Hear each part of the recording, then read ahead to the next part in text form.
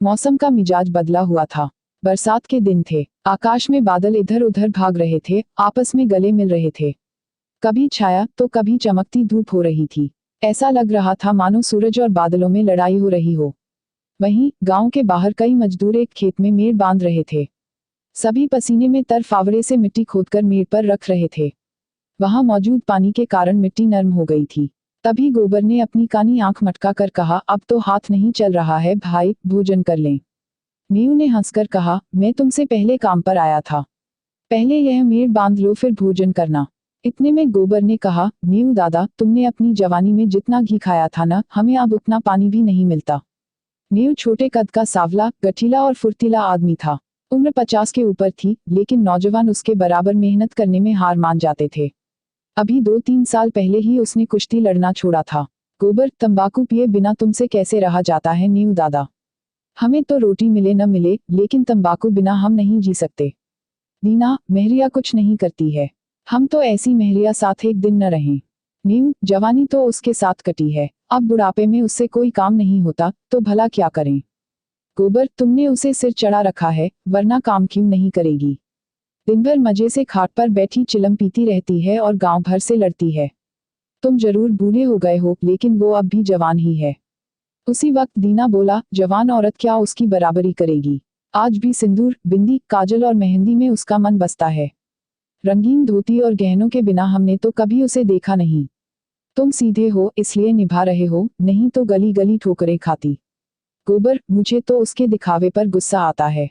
काम कुछ न करेगी, लेकिन पहनने खाने को अच्छा ही चाहिए।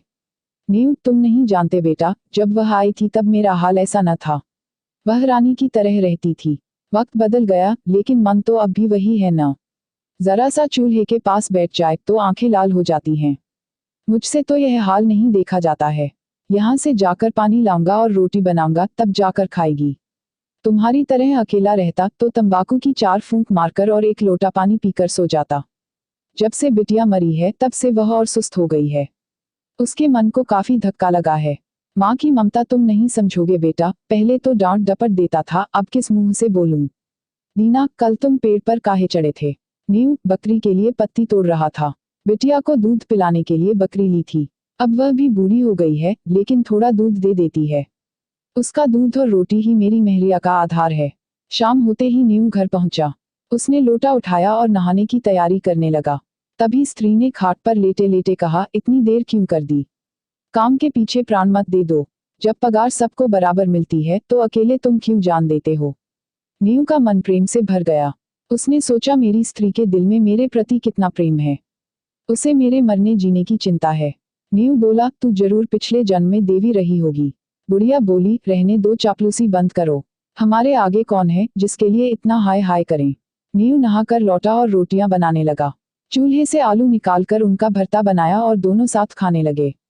बुढ़िया बोली, मेरे होने से तुम्हें कोई सुख नहीं मिला न। केवल पड़े पड़े खाती हूँ और तुम्हें तंग करती हूँ। इससे अच्छा तो भगवान मुझे उठा लेता। नीऊ उसकी बात काटते हुए बीच में बोला, यमराज आएंगे तो उनसे कहूंगा कि पहले मुझे ले चलो। भला इस सुनसान झोपड़ी में अकेले कौन रहेगा। बुढ़िया बोली, तुम न होते तो मेरा क्या हाल होता। यह सोचते ही मेरी आंखों के सामने अंधेरा छा जाता है। जरूर मैंने कोई पुण्य किया होगा तभी तुम मिले, वरना किसी और के साथ में रह न पाती। जैसे शिकारी कांटे में चारा लगाकर मछली को फंसाता है, वैसे ही आलसी और लोभी बुढ़िया जीभ पर रस रखकर नीऊ को अपने इशारों पर नचाती थी। उन दोनों में से पहले कौन मरेगा, इस विषय पर आज उनकी कोई नई बातचीत न थी। पहले भी हजारों बार इस विषय पर चर्चा हुई। नीऊ ने मन ही मन यह मान लिया था कि पहले वही जाएगा। वह मेहनत इसलिए करता था ताकि उसके पीछे बुढ़िया को किसी के सामने हाथ न फैलाना पड़े। वह आराम से खा सके। जो काम कोई नहीं कर सकता था, वह नीऊ करता था कि 4 पैसे जमा हो जाए।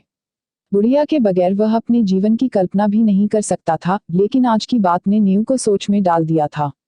गांव भर में नीऊ को काम की कमी न थी, लेकिन मजदूरी कुछ न मिलती थी। एक दिन एक बाबा जी घूमते फिरते गांव में आ पहुंचे। उन्होंने नीऊ के घर के सामने ही डेरा डाल दिया। बाबा जी की सेवा के लिए गांव भर के लोग जमा हो गए। किसी ने लकड़ी दी, किसी ने कंबल का इंतजाम किया, तो कोई आटा दाल ले आया। नीऊ को समझ नहीं आया कि वह क्या करे, तो उसने भोजन बनाने का जिम्मा ले लिया। बाबा जी भूत भविष्य बताते थे। दूर दूर तक लोभ उन्हें छू नहीं सका था। 2-3 दिनों में ही बाबाजी की चर्चा आसपास के गांवों में होने लगी। नीऊ बाबा जी का सबसे बड़ा भक्त था। उसने सोचा कि बस बाबा जी की कृपा बरस जाए तो सभी दुख दर्द दूर जाएंगे। बाबा बोले, बच्चा, इस संसार की माया में क्यों फंसे हो? नीऊ ने सिर झुकाकर कहा, महाराज अज्ञानी हूँ, क्या करूँ? स्त्री है, उसे कैसे छोड़ दूँ? बाबा बोले, तुझे लगता है कि तू स्त्री का पालन करता है? नीऊ बोला, तो और कौन सहारा है उसका? बाबाजी ने कहा, ईश्वर ने संसार की रचना की है, वो सबका पालन कर रहा है और तू कहता है कि तू बुढ़िया का पालन कर रहा है। इतना अभिमान कैसे कर सकता है तू? नीऊ को ज्ञान बोध हुआ। उसने हाथ जोड़ लिए और बोला, अज्ञानी हूँ महाराज। आंखों से आंसू गिरने लगे। इससे ज्यादा वह कुछ न कह सका। बाबा बोले, ईश्वर का चमत्कार ऐसा है कि वो चाहे तो तुझे लखपति कर दे और क्षण भर में सारी परेशानियां खत्म कर दे। मैं मात्र उसका एक भक्त हूँ, मुझमें इतनी शक्ति नहीं है कि तुझे पारस बना दूं।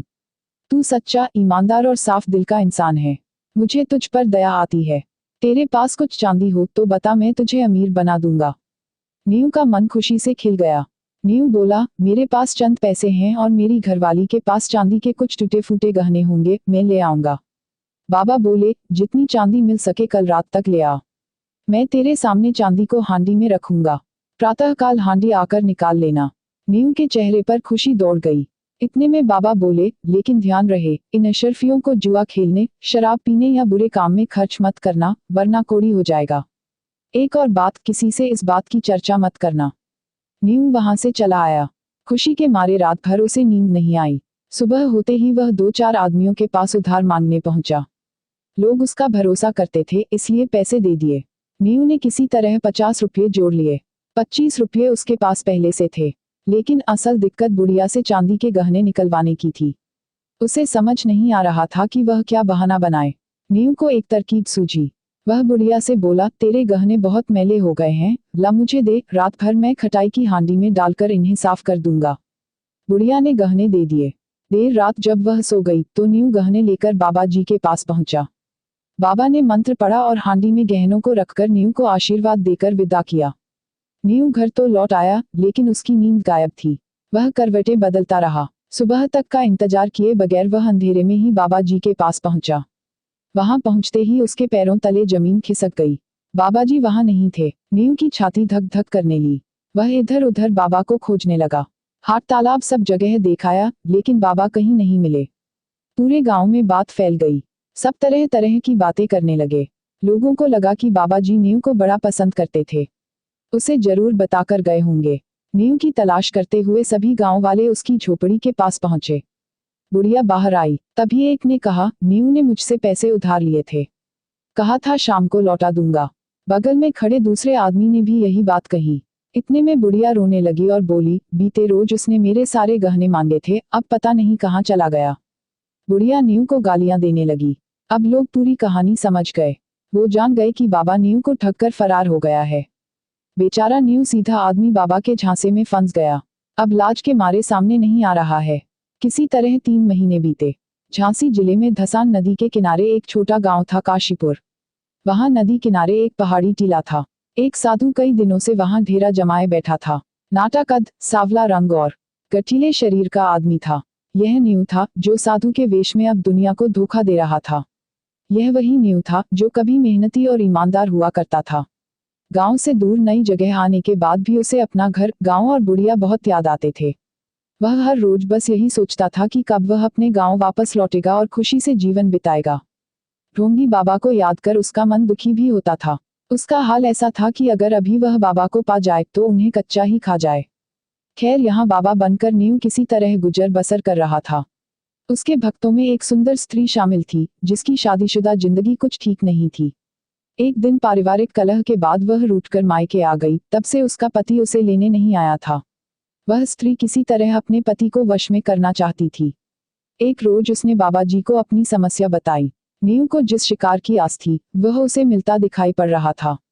वह गंभीर आवाज में बोला, बेटी मैं हूं ना, मुझ पर भरोसा रख। भगवान ने चाहा तो सब अच्छा होगा। स्त्री बोली, मेरे भगवान तो आप ही हो, आप जो बोलोगे वही करूंगी। नीऊ मन ही मन खुश हो रहा था। नीऊ ने कहा, तेरा काम हो जाएगा, लेकिन इसके लिए तुझे बड़ा अनुष्ठान करना पड़ेगा, जिसमें हजारों का खर्च आएगा। उस पर भी तेरा काम सफल होगा या नहीं, यह मैं नहीं बता सकता, क्योंकि सब भगवान के हाथ में है। स्त्री किसी तरह अपने पति को वश में करना चाहती थी, इसलिए वह बाबाजी के चरणों में गिर गई और सोने के गहनों की पोटली उनके सामने रख दी। महीनों से जिस समय का इंतजार नीव कर रहा था, वह आ चुका था, लेकिन उसके हाथ पांव कांप रहे थे। उसके अंदर अजीब सी उलझन होने लगी। वह चाहकर भी स्त्री के साथ ठगी नहीं कर पा रहा था। उसके संस्कार उसे इस काम को करने से रोक रहे थे। अंत में नीव ने रोते हुए कहा, बेटी यह पोटली ले जाओ। मैं तुम्हारी परीक्षा ले रहा था। तुम्हारी मनोकामना जरूर पूरी होगी। इतना कहकर वह वहां से उठा और गांव की ओर निकल पड़ा। रास्ते में तालाब देख उसने स्नान किया। तिलक भभूत से उसे घृणा हो रही थी। तकरीबन 8 दिन के लंबे सफर के बाद वह गांव पहुंचा। उसे ऐसा लगा मानो वह बेड़ियों से आजाद हुआ हो और कोई बड़ी जीत हासिल की हो। उसके पहुंचने की खबर पूरे गांव में आग की तरह फैल गई। कुछ लड़कों ने उसका स्वागत किया और बताया कि दादी तो मर गई। यह सुनते ही नीव का संसार उजड़ गया। वह कुछ न बोल सका, आंखें भर आईं। वह दौड़ा दौड़ा झोपड़ी में पहुंचा। किवाड़ खुला था। बुढ़िया की चारपाई जिसकी तस थी। चिलम और नारियल भी ज्यों के त्यों धरे हुए थे। इतने में पूरा गांव वहां आ पहुंचा। सवालों की झड़ी लग गई। किसी ने कहा, तुम कहाँ थे नीव दादा? तुम्हारे जाने के 3 रोज बाद ही दादी चल बसी। दिन रात तुम्हें कोसती और गालियां देती थी। तुम इतने दिन कहाँ रहे? नीव के पास कोई जवाब न था। वह कुछ न बोल सका।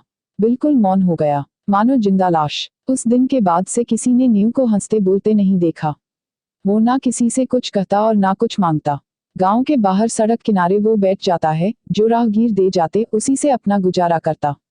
गांव में प्लेग फैल गया। सब गांव छोड़कर भागने लगे, पर नीव को किसी चीज की परवाह न थी। वह झोपड़ी के बाहर निर्जीव और अचेत पड़ा था।